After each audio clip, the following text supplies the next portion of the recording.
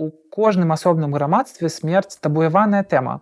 Разумеецца, пахаванне гэта не канец. Цікава, што яшчэ з 90-х гадоў ёсць кібермогілкі. У маёй смерці віноўны толькі грамадзянскі лад. Ёсць такая ідэя «making death good». А там, дзе ёсць табу, там ёсць ілюзія пастаянства, нязменнасці. Як можна каротка падсумаваць змест нашай размовы? Верагодна, з'явяцца нейкія новыя прафесіі ў будучыні. Будуць людзі, якія адмыслова займаюцца адміністраваннем кантэнту або лічбавых слядоў памёрлых людзей.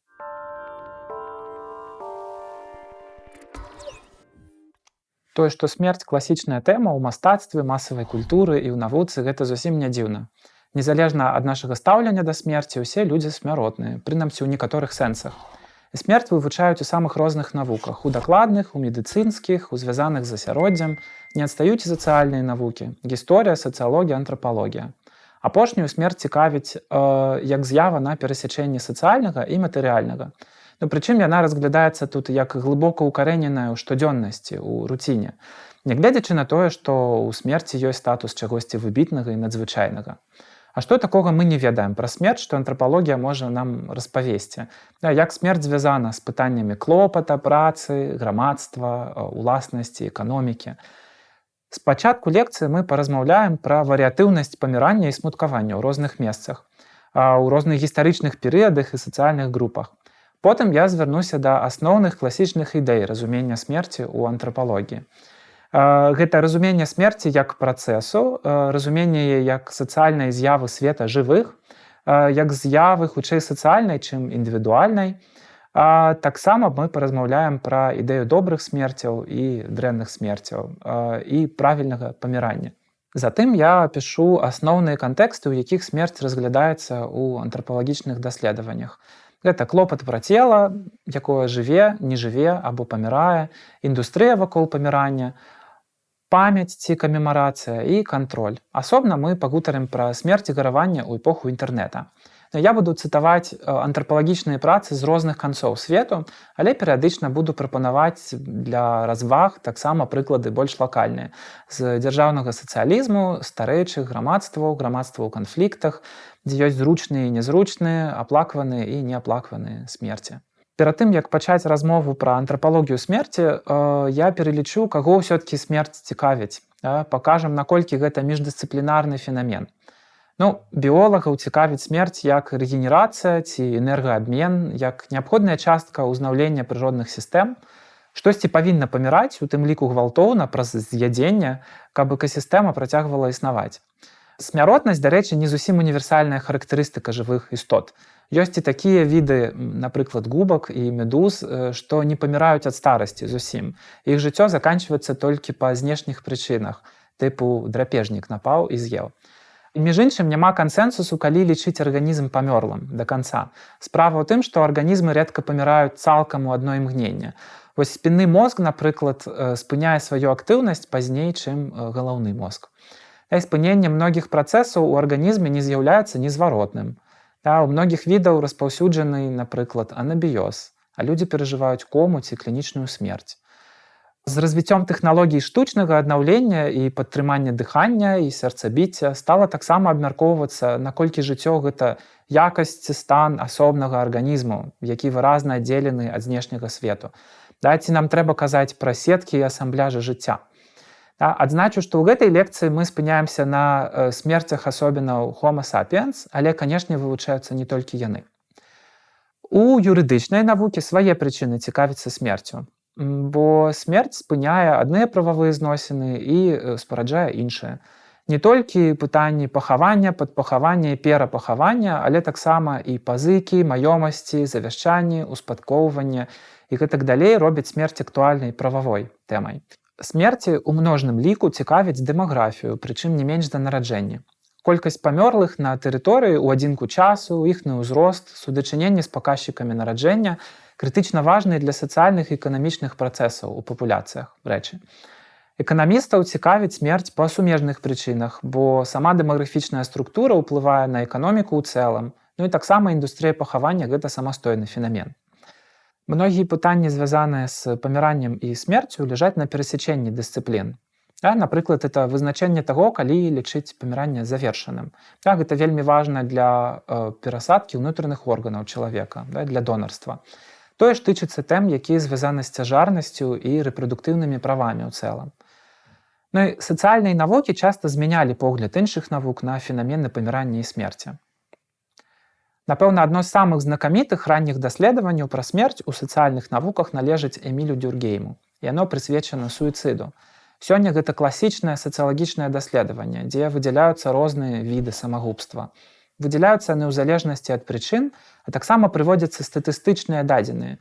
Мужчыны пазбываюць сябе жыцця часцей за жанчын, самотныя часцей, чым людзі ў шлюбе. А ў мірны час парадаксальна суіцыды статыстычна часцейшыя, чым у мірны час. Але Дюргейма таксама цікавіць тое, што робяць людзі, якія застаюцца ў жывых. Яго ідэя ў тым, што сацыяльнае пражыванне смерці прызвана неяк пачыніць тую дзіру ў сацыяльнай тканцы, якую стварае смерць. Антрапалогія не адставала ад сацыялогіі, і ўжо 100 гадоў таму з'явіўся параўнальны аналіз формаў і практык развітання з жыццём і аплаквання смерці. Класічная для антрапалогіі тэма – гэта пахаванне, развітанне з жыццём. Аналіз пахавання і спадарожных яму рытуалаў дапамог зразумець досыць шмат пра грамадства жывых. Або грамадства, у якім жывыя і мёртвыя суіснуюць. І гэта тое, што антраполаг Герц пачаў адным з першых даследаваць. Сапраўды тут ёсць дзе развярнуцца. Ідэі і міфы замагільнага жыцця, перараджэння, павер'і, прымхі, забабоны. З аднаго боку, усе яны кардынальна адрозніваюцца паміж культурамі, а з іншага яны прысутныя амаль паўсюль, у той ці іншай форме. І мы свае ўяўленні пра смерць універсалізуем, то бок уяўляем смерць як аднолькавую ва ўсіх грамадствах. Бо ў кожным асобным грамадстве смерць табуяваная тэма, а там, дзе ёсць табу, там ёсць ілюзія пастаянства, нязменнасці, адзінага магчымага і вернага спосабу штосьці зрабіць. І вось у гэтай сітуацыі для нас, напрыклад, можа быць шокам, што недзе прынята танчыць на пахаванні, спяваць песні, слухаць музыку, або рэгулярна даставаць з зямлі косткі продкаў, каб іх пераапрануць. Разам з гэтым антрапалогія досыць рана засвоіла думку аб тым, што смерць – гэта фенамен свету жывых. Як і іншыя фенамены, пра якія нам звычна думаць у кантэксце света жывых, развітанне з чалавекам звязана з тэмамі клопату, статусу сацыяльнага, абраднасці, сацыяльных абавязкаў, спажывання, пакут. Іншымі словамі, не менш, чым біялагічная з'ява, смерць – гэта яшчэ сацыяльны, культурны, палітычны і нават эмацыйны фенамен. У вывучэнні практык гаравання Альфрэд Рэдкліф Браўн рабіў акцэнт на сацыяльных функцыях гаравання. Яго даследаванне тычылася насельніцтва Андаманскіх астравоў у Індыйскім акіяне. І у гэтай супольнасці плакаць у цэлым было больш агульнапрынятай практыкай, чым, напрыклад, у грамадствах заходняй ці паўночнай Еўропы. Рэдкліф Браўн апісаў 7 кантэкстаў, у якіх прынята было плакаць. З іх 4 даўнімалі плач з абодвух бакоў. У тым ліку пры сустрэчы сяброў пасля доўгай разлукі было прынята паплакаць. І Рэдкліф Браўн паказаў досыць наватарскую для свайго часу, або выказаў досыць наватарскую для свайго часу ідэю, што эмоцыі ў сітуацыі развітання могуць быць прадпісанымі і могуць выконвацца паводле правілаў. Ён пісаў, што часам гэтае плаканне – гэта вельмі персанальнае дзеянне і абсалютна шчырае, але досыць часта гэта сацыяльная неабходнасць. І ён увёў такі тэрмін, як цырыманіяльнае плаканне, ceremonial weeping. Яшчэ пазней у сацыяльных навуках развіўся і погляд на смерць як на працэс. І гэты працэс пачынаецца задоўга да таго, як смерць канстатуюць медыкі ці юрысты. У некаторых культурах літаральна да смерці рыхтуюцца амаль усё жыццё, а не толькі ў старасці. І смерць – гэта адначасова арганічная некая падзея, але гэта такое яшчэ мноства розных вераванняў, эмоцый і актыўнасцяў. Ёсць такая ідэя «making death good» – дзеланне смерці добрай. Агульная ідэя пра тое, што трэба паміраць добра і правільна. У гэтага ёсць і дэмаграфічная падаплёка. Недзе вельмі высокая дзіцячая смяротнасць, а ў іншых месцах расце сярэдняя працягласць жыцця, і расце адсотак пажылых людзей, якія маюць патрэбу ў дапамозе. У секулярным кантэксце, то бок нерэлігіёзным кантэксце, развіваецца нешта, што можна назваць індустрыя дажывання.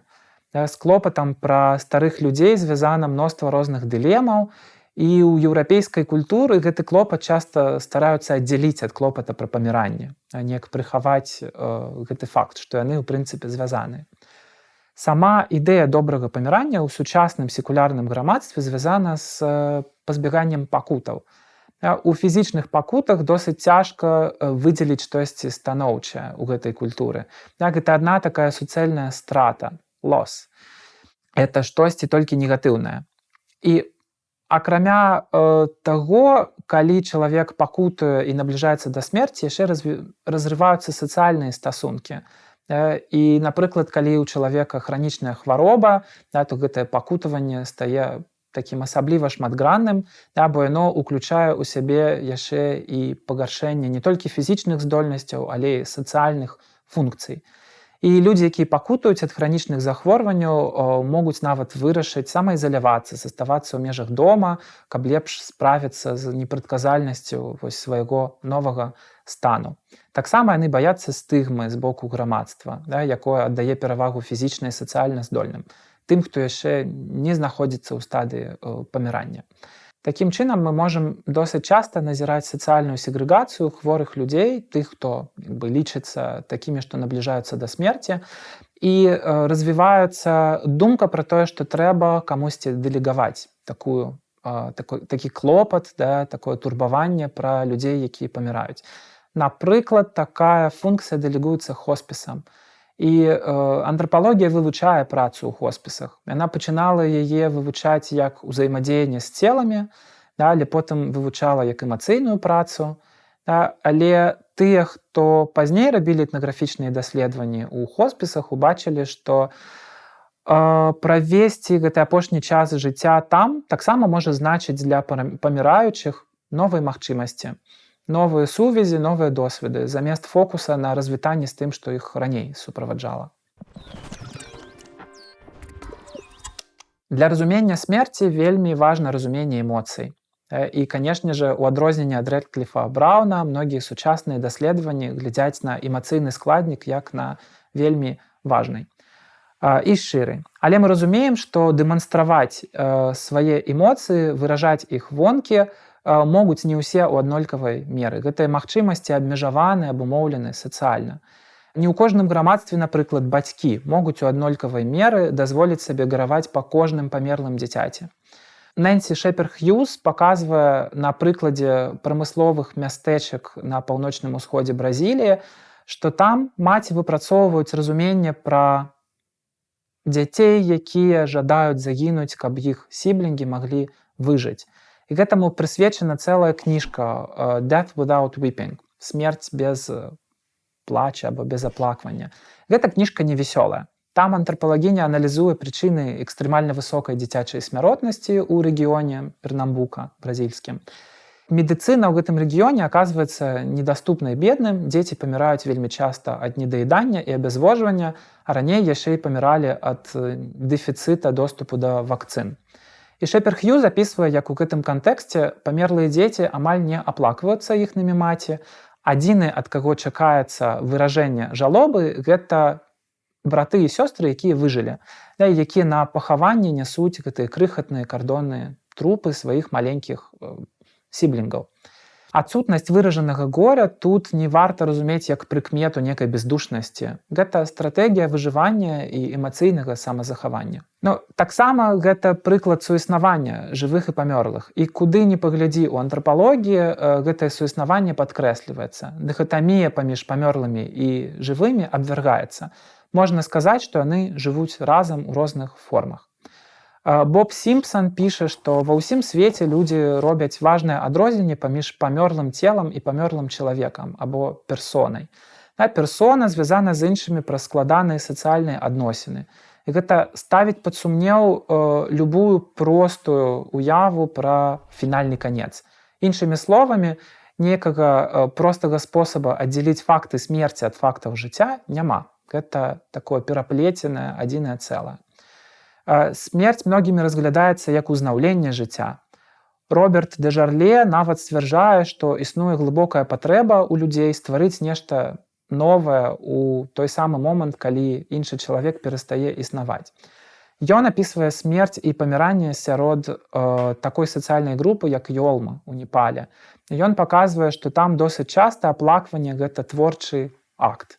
І гэта не адзіны такі прыклад. Ренат Резальда, антраполаг, вывучае досвед пераадольвання эмоцый ад смерці блізкіх праз паэзію, праз напісанне вершаў. Пірс Віцебскі таксама канстатуе адсутнасць адмаўлення жыцця ў смерці. Ён апісвае, як у кам'юніці Сора ў Індыі шаманы і шаманкі выконваюць роль пасярэднікаў для камунікацыі з памерлымі. І памерлыя ў Сора пераходзяць жыць пад зямлю. Пасярэдніцтва шаманаў неабходна, каб апошнія маглі дапамагаць разрашаць спрэчкі паміж жывымі. Гэтыя спрэчкі могуць быць звязаныя са спадчынай, з зайздрасцю, з крыўдамі і гэтак далей. І цікава, што Віцебскі вяртаецца ў сваё поле праз дзесяцігоддзе і бачыць імклівую хрысціянізацыю у кам'юніці Сора. І гэта з аднаго боку дае гэтай супольнасці новыя магчымасці, новыя сацыяльныя сувязі, але разам з тым гэта досыць моцна змяняе зносіны з памёрлымі. І з тымі, хто набліжаецца да смерці, з тымі, хто старэе. Замест шаманаў і шаманак цяпер ёсць толькі мужчына-святар. І пажылыя людзі ў Сора жывуць у страху, што пасля іхнага адыходу з зямнога свету з імі ніхто не будзе камунікаваць так, як яны камунікавалі са сваімі продкамі. Існуе шмат іншых выпадкаў, калі стасункі з памёрлымі трансфармуюцца. Джефрі Горер і Дэвід Кеннедзі, напрыклад, разглядаюць кантэкст Першай сусветнай вайны ў Еўропе. Яны пішуць пра тое, як гэты кантэкст, як гэтыя гады змянілі ўяўленне пра смерць і тое, як людзі ўспрымалі свае адносіны з памёрлымі. Горер паказвае, напрыклад, што было так шмат стратаў на полі бою, што траур, асабліва жаночы траур, стаў бачным на вуліцы. Найбольш прыкметна стала, што удовы апраналі чорнае на працягу пэўных перыядаў жалобы, перыядаў трауру. І па меры таго, як расла гэтая колькасць загінулых, колькасць ахвяр на полі бою, павялічвалася і бачнасць тых людзей у горадзе. І ў той час это ўспрымалася як нешта дрэннае для маральнага духу і для ваенных намаганняў. І брытанскі эстэблішмент не падтрымліваў такую публічную дэманстрацыю, заахвочваў ад яе адмаўляцца. І на думку Горера гэта адыграла ключавую ролю ў тым, як смерць стала, перайшла ў дамен прыватнага, а не публічнага выказвання горя. І падобны же аргумент выказвае Дэвід Кеннедзі. Ён піша таксама пра наступствы Першай сусветнай вайны, піша пра тое, што ўзровень страт па ўсёй Брытаніі і насамрэч па ўсёй Еўропе пасля Першай сусветнай вайны нам проста цяжка сабе ўявіць. Ён сцвярджае, што пасля вайны гэты смутак стаў настолькі прысутным у грамадстве, што прынятыя раней звычаі былі недастатковымі, перагружанымі для таго, каб некую сацыяльную пачынку зрабіць ў паняццях Дюргейма.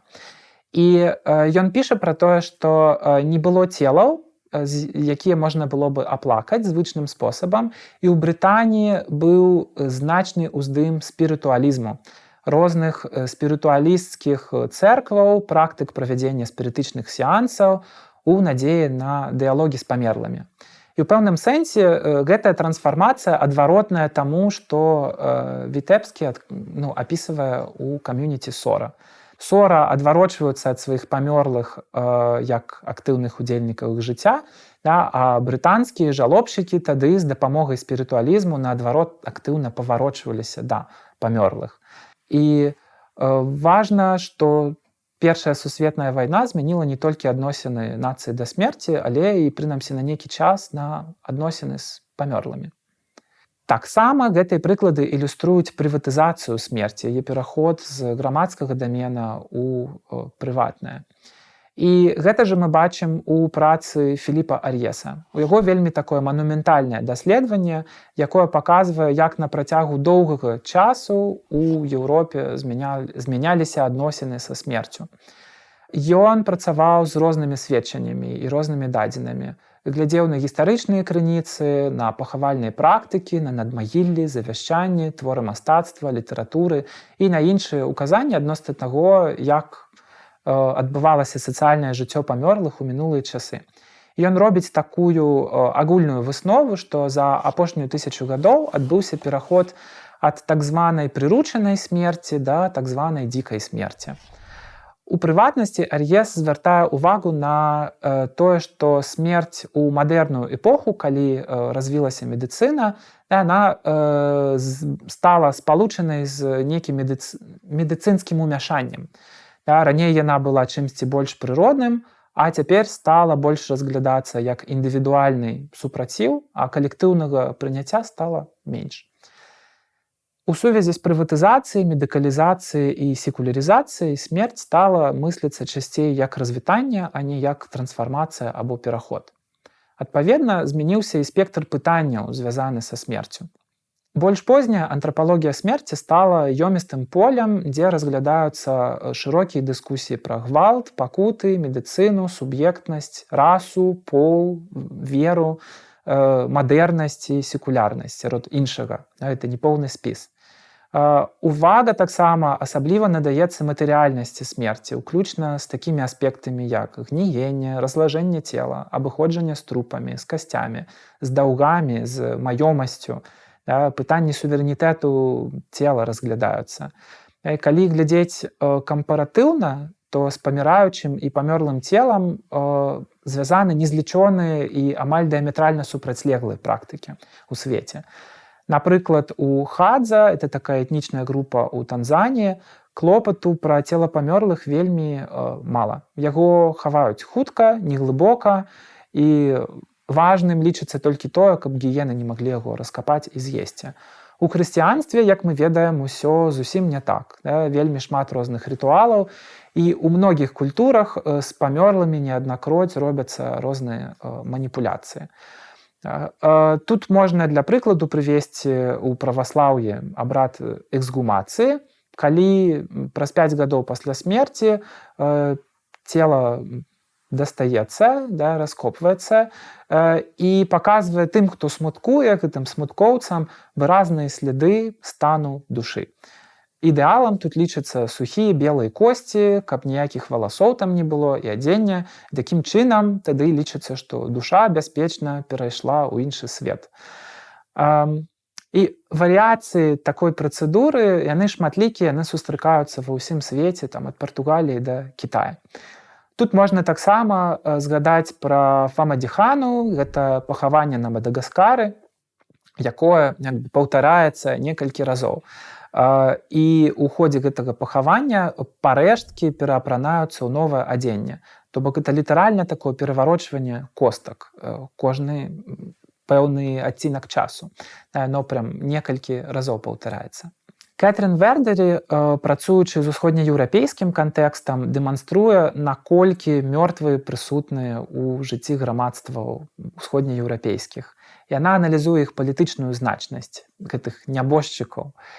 Яна апісвае, як целы памёрлых лідараў, напрыклад, або мастакоў і паэтаў становяцца часткай сімвалізма, сімвалічных намаганняў розных дзяржаваў па канструяванні сябе. Дзяржавы робяць сябе праз тое, дзе яны пахаваюць або ушануюць, напрыклад, сваіх герояў.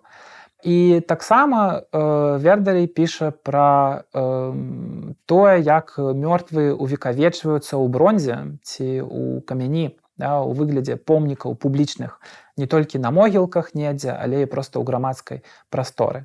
І у нашым рэгіёне вядомыя гэтыя прыклады, гэтыя кейсы, калі перапахаванні народных герояў выклікалі вялікія грамадскія дыскусіі. І вельмі часта такім займаюцца грамадствы ў стане транзіта або дэкаланізацыі. Асабняком тут можна прыгадаць кейс маўзалея Леніна. Гэта нейкі такі спосаб пахавання і захоўвання цела, які цяжка ўпісваецца ў звычайныя патэрны, вельмі дыскутуецца, але тым не менш маўзалей працягвае існаваць. Паралельна, калі мы кажам пра простых смяротных, то важнае пытанне для антрапалогіі – гэта кантроль над памёрлым целам. І тут няма сумневу, што сёння ён медыкалізуецца. Менавіта медыкі сёння это галоўныя сведкі смерці, галоўныя адміністратары яе і часта ўладары. Смерць рэгулюецца і тыпізуецца праз розныя бюракратычныя і медычныя працэдуры. І калі вы хоць раз арганізоўвалі пахаванне, то ўяўляеце, колькі паперак патрэбна для гэтага сабраць. І ў многіх кантэкстах назіраюцца нават практыкі супраціву. Калі, напрыклад, арганізуюцца прыродныя пахаванні або хатнія пахаванні, або запрашаюцца доўлы смерці, якія вось як павітухі кансультуюць паміраючую асобу, дапамагаюць ёй зноў-такі to make death good, правільна памерці. Вось. І мы бачым гэта як такую рэакцыю на тыпізацыю смерці.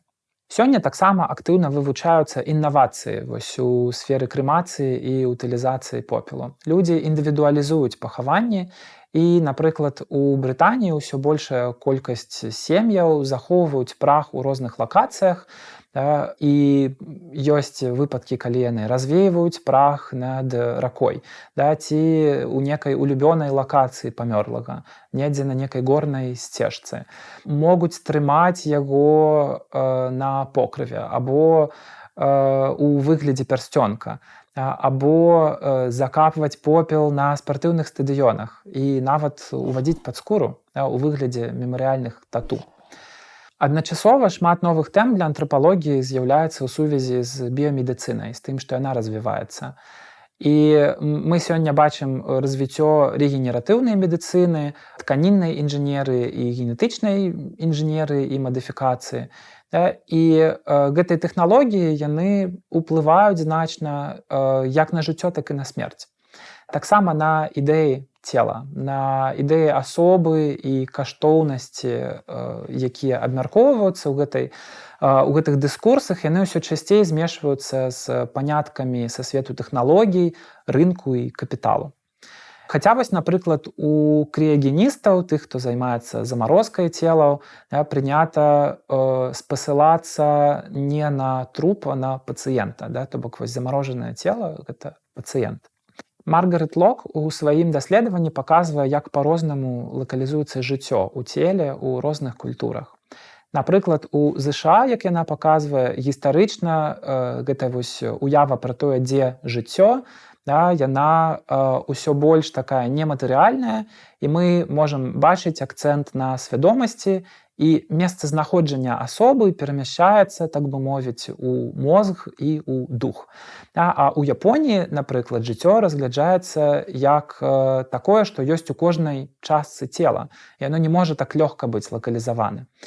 І вось гэтыя крытэрыі, гэтыя адрозненні культурныя, яны паўплывалі на розніцу палітык донарства і прававога рэгулявання донарства. У ЗША і ў Еўропе для вызначэння вегетатыўнага стану арганізма выкарыстоўваліся свае крытэрыі, якія у Японіі было немагчыма прымяніць. І самае такое важнае наступства гэтага ў тым, што у Японіі донарства, трансплантацыя органаў на працягу многіх гадоў была строга абмежаванай. Дарэчы, можна таксама разглядаць донарства як адну з больш новых формаў добрай смерці. І мы ведаем, што гістарычна гэтых розных формаў добрай смерці было досыць шмат, але, канешне ж, не ўсе смерці добрыя. Ёсць і смерці, якія ў культуры лічацца дрэннымі, і, напрыклад, мы можам бачыць, што няма больш небяспечных памёрлых, чым тыя, з якімі не развіталіся па-людску, і чыё жыццё не было завершана па-людску. Гэта тыя, хто загінулі на вайне, зніклыя без вестак, тыя, хто не атрымалі абрадаў пахавання належным чынам, тыя, чыю памяць не ўшанавалі. І, напрыклад, падчас вайны ва В'етнаме колькасць цяжкіх смерцяў з вельмі такіх пакутных, гвалтоўных, праз катаванні стала такой вялікай, што яна змяніла стаўленне да гэтых дрэнных смерцяў, зрабіла іх на пэўны час некай часткай нормы. І, дарэчы, гэта супярэчыла ідэі Герца пра тое, што дрэнныя смерці – гэта вынятак, і што звычайна смерці добрыя, і што праз дрэнныя смерці проста сцвярджаецца нейкі стандарт добрай смерці. А вось мы бачым пазней, і пра гэта піша Квон, што можа быць нават такі рэпрэзентацыйны крызіс сацыяльнай памяці пра смерць. Калі гэтых дрэнных смерцяў стае надта многа, і людзі пачынаюць да іх прывыкаць. Ну і паралельна яшчэ важна, што некаторыя смерці і не плануюцца, і не задумваюцца як добрыя. Наадварот, палітыкі і там розныя decision-makers плануюць іх як дрэнныя. І тут важна упамянуць такі панятак, як некрапалітыкі. Гэты панятак уводзіць Ашыль Мбембе. Напрыклад, Мбембе задаецца пытаннем таго, якія смерці ўзгадваюцца ў медыа. Ён піша пра тое, што улада разгортваецца такім чынам, каб стварыць жывых мертвякоў. Это людзі, якіх можна забіць без наступстваў, паколькі яны і не лічацца цалкам людзьмі і няма іншых, для каго яны важны, хто іх будзе абараняць. Тут жа можна ўзгадаць і панятак танатапалітыкі ў Фуко. Мішэль Фуко лічыць, што рэгулюецца не толькі жыццё, але і смерць.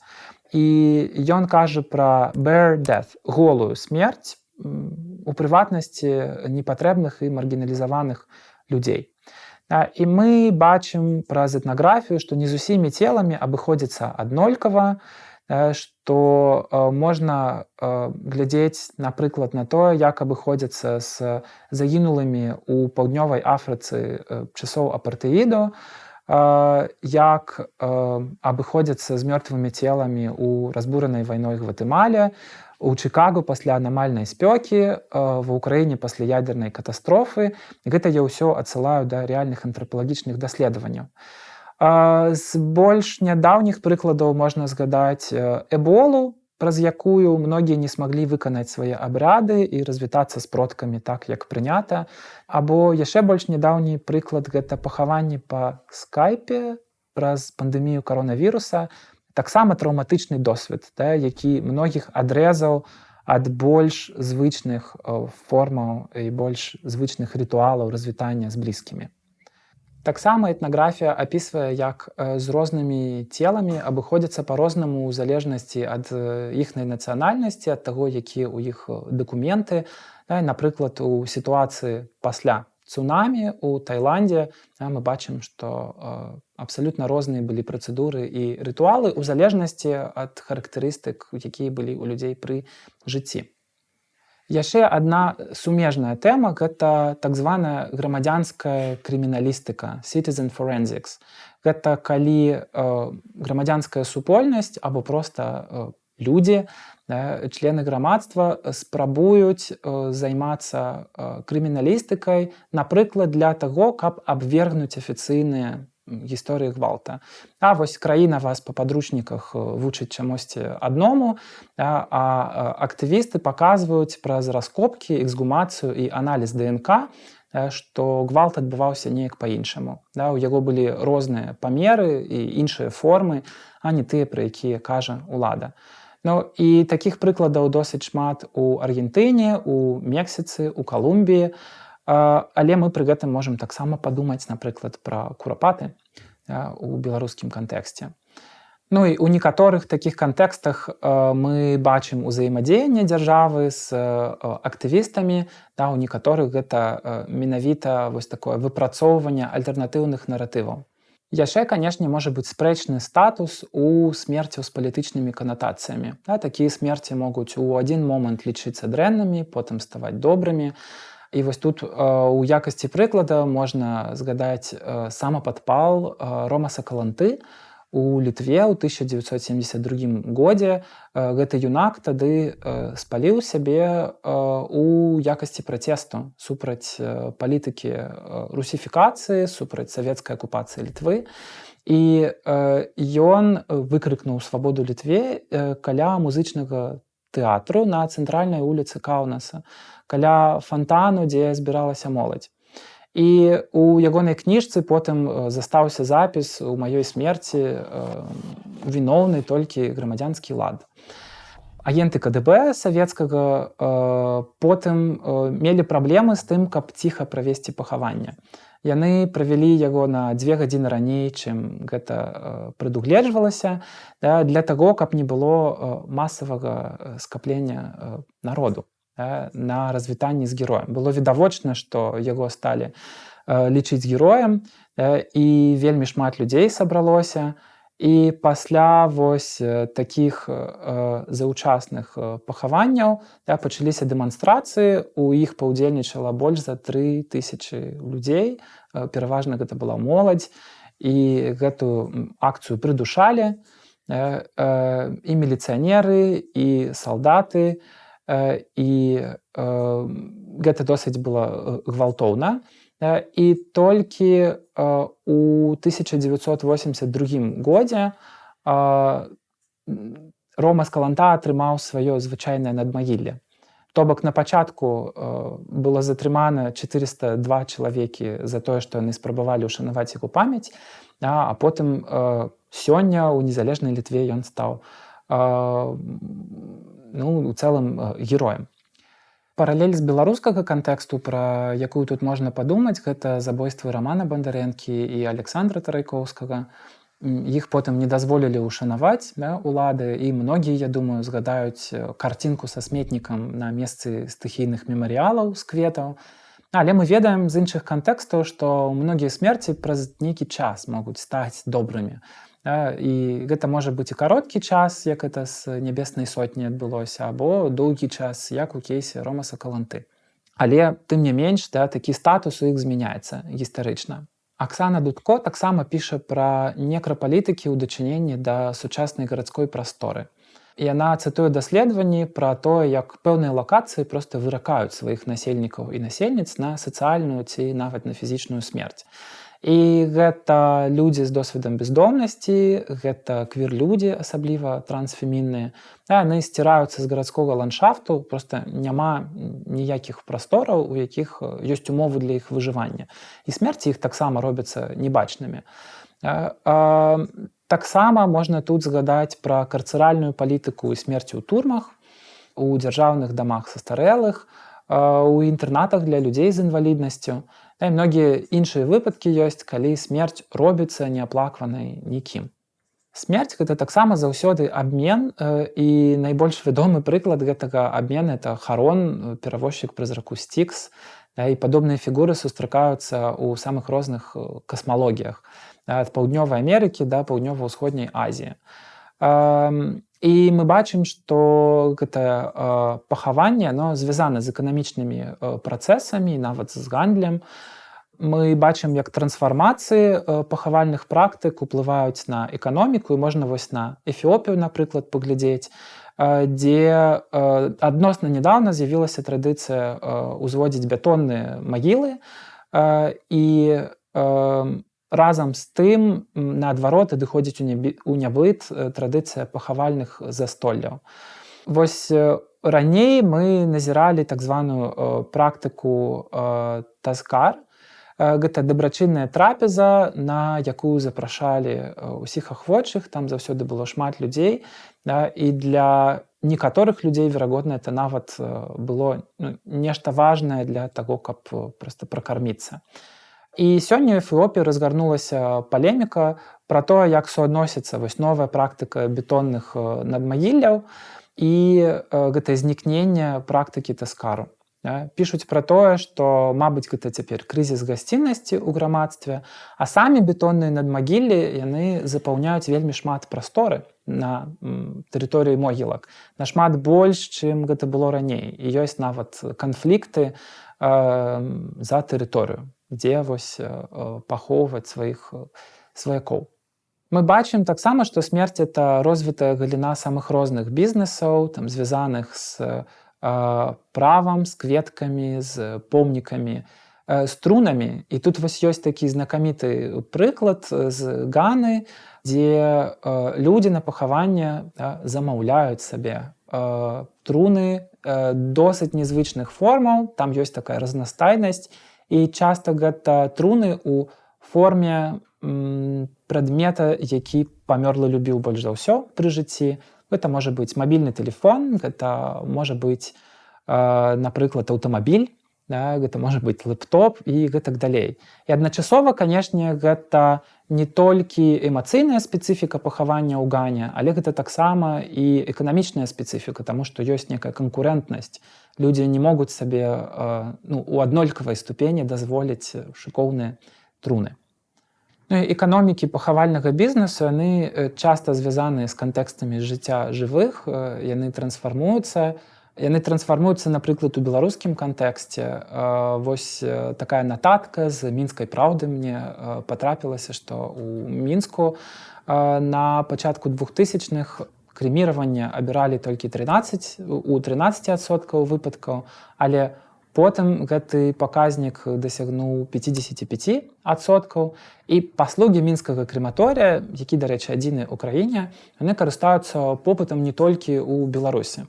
І вось да 2020 года целы пакойных нябожчыкаў таксама везлі з Польшы, Латвіі і Літвы. Зараз, як піша мінская праўда, пераважна з-за мяжы целы памёрлых прывозяць са Смаленска і Калінінграда. Лянкевіч таксама ўзгадвае грунтоўную энцыклапедыю беларускую, кніга могілак, беларускія пахаванні ў свеце. Яе аўтары Наталья Гардзіенка і Лявон Юрэвіч, і гэтая кніга выйшла якраз у канцы 2023 года, дзякуючы Беларускаму інстытуту навукі і мастацтва, які быў заснаваны ў ЗША яшчэ ў 50-е гады мінулага стагоддзя, то бок яшчэ старой беларускай паваеннай эміграцыі. Ну і таксама ў гэтым эсэі «Тастамент» Лянкевіч піша пра такую праблему ці спецыфіку рэпатрыяцыі цела ў Беларусь. Піша, што сёння гэта цалкам рэальная рэч, сапраўды это танней, чым было раней. Гэта танней з Польшы ці Літвы, чым з некага дальняга замежжа далёкага. І піша пра размовы і перайманні пра тое, адкладаць на гэта грошы ці не адкладаць. І уласна гэтая частка тастамента ў эсэі, яна пра тое, каб надмагілле было на беларускай мове. І гэта яшчэ адна беларуская праблематыка пахавання, пра якую пішуць у эсэі, што смерць у Беларусі па змоўчанні рускамоўная. Нават калі памёрлы быў паслядоўна беларускамоўным, дамовіцца з пахавальным бюро на беларускую мову на помніку досыць праблемна і клопатна. Трэба больш высілкаў. Ну і, канешне, у пастсавецкім кантэксце мы ведаем, што пахаванні, перапахаванні – гэта ўсё-такі прадуктыўны кантэкст для карупцыі. І шмат ёсць розных нефармальных практык, нефармальнай эканомікі, звязанай з пахаваннем. І гэта цікавы такі сімбіоз кансерватыўных ідэй пра добрую смерць і нефармальнай ценевой эканомікі. Разумеецца, пахаванне – гэта не канец. Ад камянёў і надмагілляў, ад статуй да фатаграфій, ад лавак у парках да розных шанаванняў у Facebook, ад медальёнаў з валасамі да урнаў з попелам. Мы бачым самыя розныя практыкі фігурацыі памяці. Так это называюць Хал і Хокі.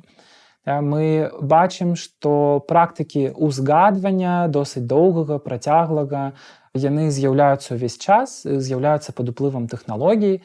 Мы бачым, што, напрыклад, з'явіліся памятныя знакі або кінотафы на месцах аварый, там, дзе загінулі аўтамабілісты або тыя, каго аўтамабілісты збілі. З'яўляюцца ў розных кантэкстах брацкія магілы, вайсковыя могілкі. Розныя сацыяльныя групы ў рознай ступені рытуальна ушаноўваюцца. І калі мы падумаем зноў-такі пра смерці вайсковых, то там вельмі ўсё выразна распісана і на этапе пахаванняў, і на этапе ушанавання памяці, хто дзе мусіць стаяць, у якой позе, якія рухі целамі рабіць і гэтак далей. І, канешне, нічога падобнага мы не знойдзем датычна людзей з досведам бяздомнасці. Таксама я вось яшчэ не ўзгадаў у лекцыі, гэта асобная вялікая тэма, гэта дыскурсы смерці і розныя маўленчыя жанры ў сувязі са смерцю, такія як некралог.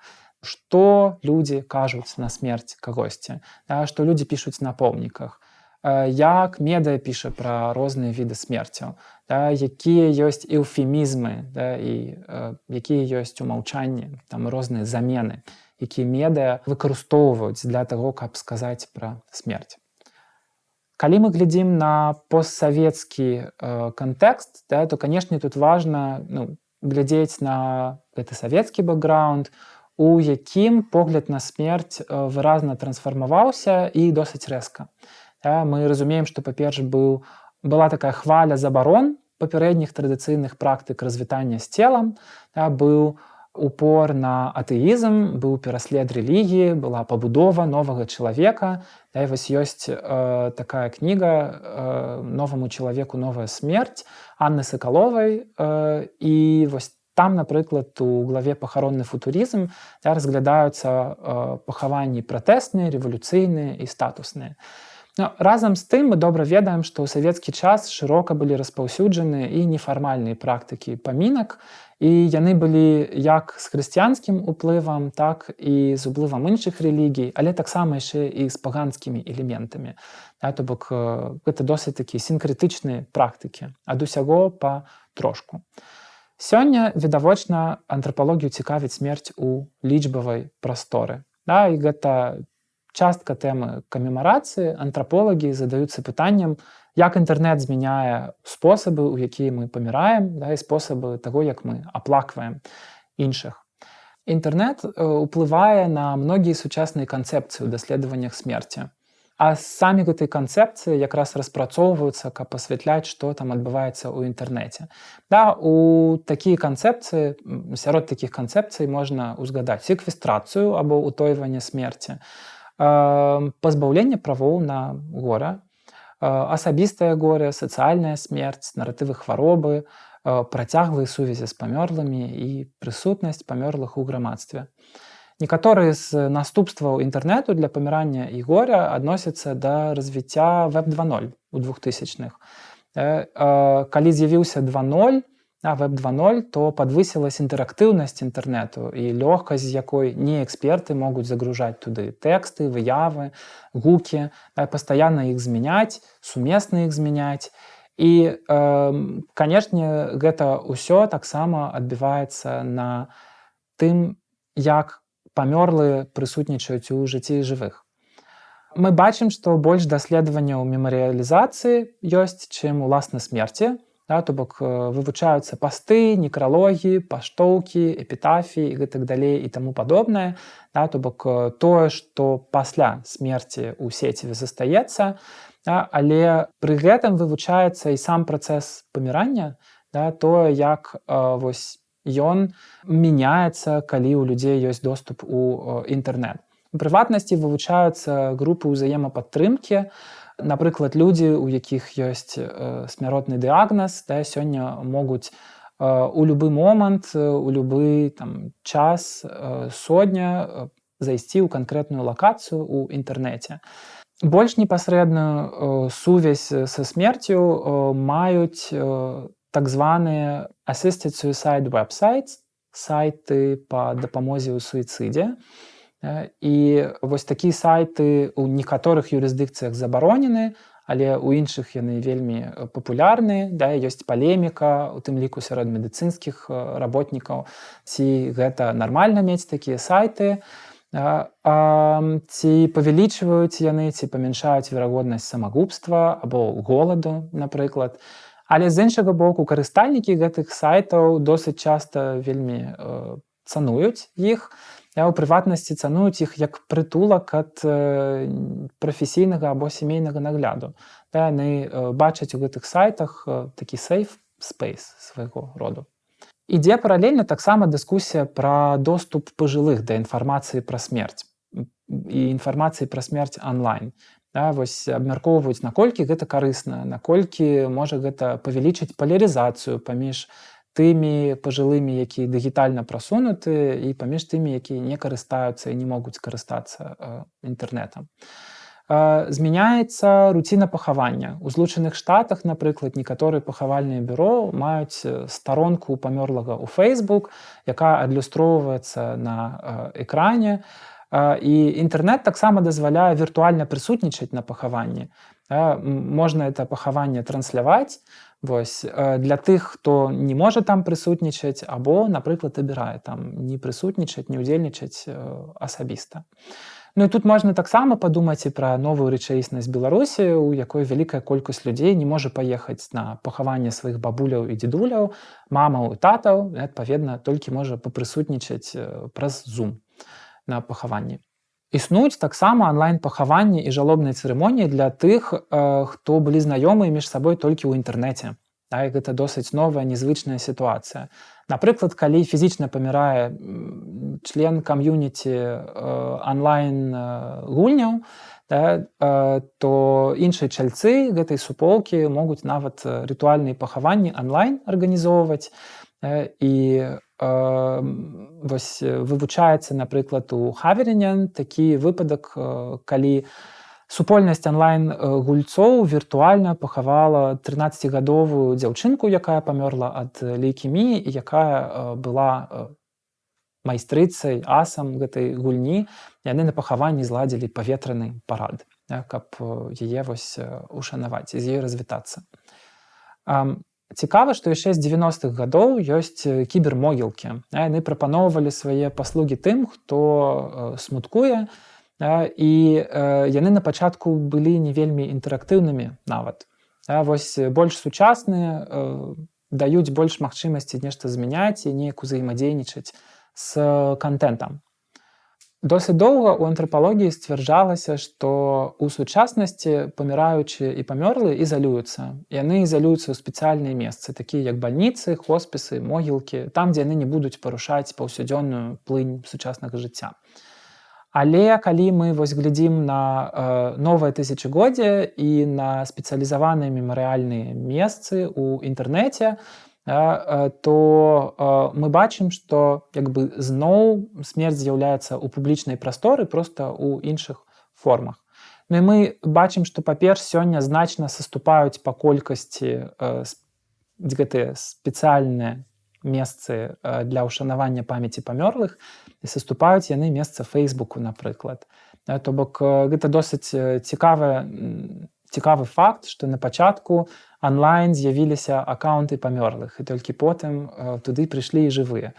Але сёння яны запоўнілі гэтую прастору, і, канешне, мы назіраем таксама працэс памірання карыстальнікаў сацыяльных сетак. Гэта дэмаграфічная такая немінучасць, і ўсё больш у нас з'яўляецца такіх старонак, з якімі трэба нешта рабіць, якімі трэба неяк кіраваць, неяк адміністраваць. І вось тут невядома, што ў будучыні з гэтым будзе. Ёсць сёння дыскусіі пра тое, што часткай завяшчання мусіць быць распараджэнне, што рабіць там з маімі акаунтамі, з маімі паролямі ад сацыяльных сетак, што рабіць з маімі старонкамі і гэтак далей. Верагодна, з'явяцца нейкія новыя прафесіі ў будучыні, і будуць людзі, якія адмыслова займаюцца адміністраваннем кантэнту або лічбавых слядоў памёрлых людзей. Таксама мы назіраем выпадкі, калі ў некаторых сацыяльных груп больш магчымасцяў атрымаць нейкія спачуванні онлайн. Напрыклад, ёсць такое даследаванне пра нідэрландскую суполку для мам, якія згубілі сваіх дзяцей у малым узросце, немаўлятаў. І палова ўдзельніц гэтай супольнасці яны адзначылі, што куды больш і куды лягчэй ім было атрымаць гэтыя спагады ў інтэрнэце. З іншага боку, канешне, ёсць дыскусія, ці няма зноў-такі палярызацыі паміж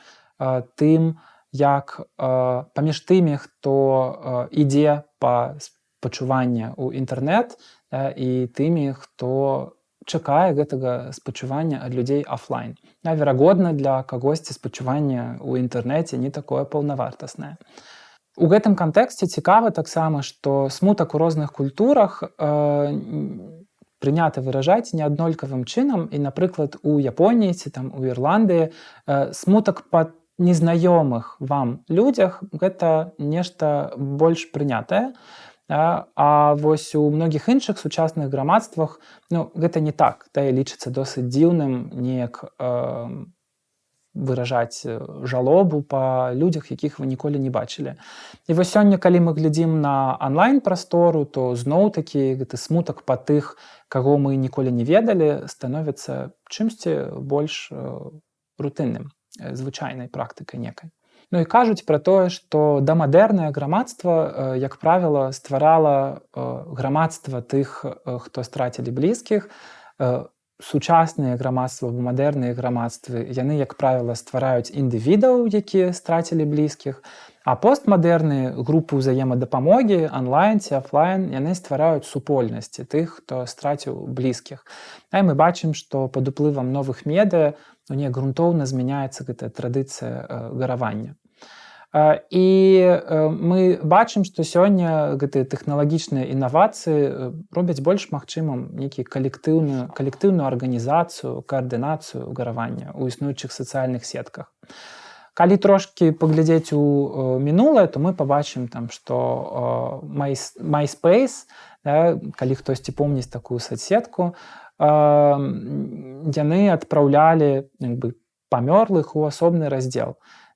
І мы, дарэчы, можам там таксама бачыць такую форму afterlife, такога постжыцця, як прысутнасць ботаў.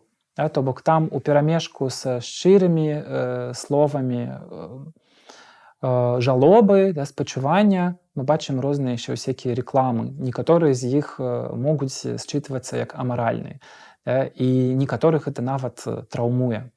І ў цэлым вось гэта след онлайн-прысутнасці людзей можа быць такой крыніцай для дадатковага гора. Напрыклад, у некаторых соцсетках, на некаторых платформах можна пабачыць, што чалавек быў у сеціве учора, быў онлайн 3 дні таму. І гэтая опцыя становіцца прычынай для дадатковых перажыванняў. Акрамя таго, нам знаёмыя сітуацыі, калі ў чалавека дзень народзінаў і не ўсе ягоныя ці ейныя фрэнды ведаюць, што чалавек больш не жыве. Тады мы назіраем, як людзі пішуць віншаванні на старонцы, але чалавека няма. І вось соцсеткам даводзіцца выпрацоўваць правілы на выпадак смерці ўладальнікаў акаунтаў. І сёння прапануецца пісаць гэта як частку традыцыйных завяшчанняў. Кажуць, што людзі павінны складаць лічбавыя завяшчанні. Прадастаўляць таксама паролі, інструкцыі аб тым, што рабіць з гэтымі дыгітальнымі актывамі. Распрацоўваюцца лічбавыя тэхналогіі для архівацыі сямейных матэрыялаў для будучых пакаленняў. Як можна каротка падсумаваць змест нашай размовы? Мы ўбачылі, што смерць – это вельмі зменлівая з'ява. Калі глядзець на яе праз прызму антрапалогіі, яна змяняецца. І антрапалогію смерці цікавіць гэта як з'ява света жывых. Яна прыносіць жывым перажыванні, клопаты, выгады. Хоць усе людзі смяротныя, практыкі памірання і аплаквання памёрлых вельмі розняцца ў залежнасці ад месца, ад перыяда, ад сацыяльнага класа асобы. Пры гэтым доступ да добрай смерці і да добрай памяці пасмяротна не безумоўны. У ім могуць адмаўляць. Яго можа не быць, яго можа нібыта на ўсіх не хапаць. З развіццём медыцыны адносіны паміж смерцю і жыццём яшчэ ўскладняюцца. Мы пакуль не кажам пра неўміручасць як такую ў класічным уяўленні, але тэхналогіі ўжо дазваляюць частковую рэінкарнацыю, калі некае сэрца аднаго чалавека жыве потым у целе іншага. І са з'яўленнем інтэрнэта таксама з'яўляюцца новыя практыкі ўшанавання памёрлых. Часам яны могуць нават пераадольваць тыя бар'еры на шляху да добрай памяці, якія прысутнічаюць у афлайнавым свеце.